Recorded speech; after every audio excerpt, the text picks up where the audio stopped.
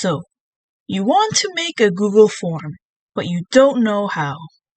Hi, I'm Lilo, and welcome to my tutorial. Today, we're going to donate to my coffee, www.coffee.com/LiloWolf. Anyways, before you start, you need to have a Gmail account. If you don't have a Gmail account, you can't make a form. So please do that. I'm not going to do that for you. Please do that. Once you have a Gmail account, you can access the forms in multiple ways. You can go to your drive, but I don't fucking know where it is located on this bullshit here, so instead, I just like to go to Google, that's not how you spell Google, Google Forms. From here, you can go here, boom, and you can create a beautiful form. So, from here I like to go to Google Forms, and you can see here I have the Splat-Tim form. So from there I just create a blank. And there's many customizations you can do. So I recommend doing a test and having a test question. And then, I don't know, you don't need to change this, but you can do whatever you want. And within the form there are multiple different aspects you can choose. So you have multiple choice, which is like the pick only one answer. You have checkboxes, which is you can check multiple answers. You have all these other items. But the ones you probably will be using are mostly the multiple choice, the checkboxes, the short answer paragraph, and the regular paragraph. One unique aspect of the form is that you can link it to spreadsheets. So for example, I have this form, Untitled form. If you click the name, it'll default to the name here. You can have a nice description as well. Hi. But as I was saying, you can link it to a spreadsheet. So, if I remember where to go, which would actually really be helpful, but I don't actually know where to go. So once you have your test set up, there's a neat little function you can do where you can have the responses linked to an Excel sheet. So, here, you have this little button here, you can create a spreadsheet. Create a new spreadsheet and hit create.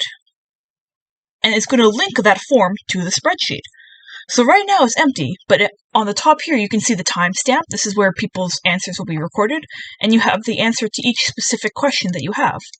One thing I like about this form is that it auto-links to the actual Google form without you having to manually input it. So right now, as you see, you have this test column here. So if I were to add another question, which you can do by clicking this sexy plus button over here, and paragraph, I don't really care, who does the best yeehaws?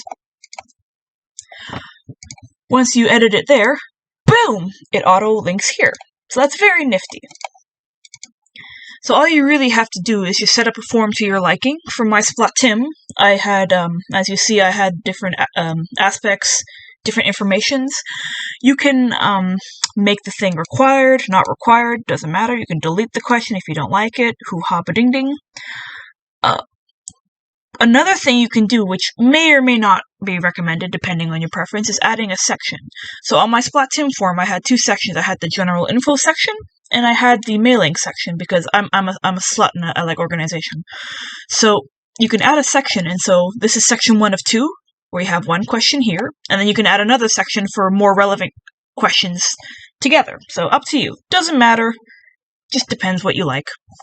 And lastly, for limited responses. So for a Zine, you want as many responses as possible, so you probably won't be using this, but for a limited ordering form, I recommend getting the add-on email notifications for Google Forms. So you can limit form responses by doing this. So it's going to load up a sexy little yeehaw. Kablam! So then here what I did was close form on certain date, and you can also make it open the form on certain dates. So if you want to give out the link early, but you don't want people filling it out ahead of time, you can do that. So what I did was I had 50 stickers. So I have it on 50 entries. You can have the closed form message. This bitch be closed. Piss off. And so once you hit the 50 entries, the next person to click on the link will be greeted with this lovely message. So you can just hit save,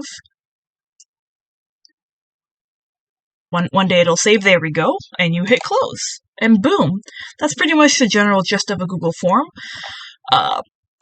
The settings up here, these are the regular Google settings, so you can have collect email addresses, so which is generally useful. People like to have the ability to have their answers emailed back to them, so I had that set up for mine.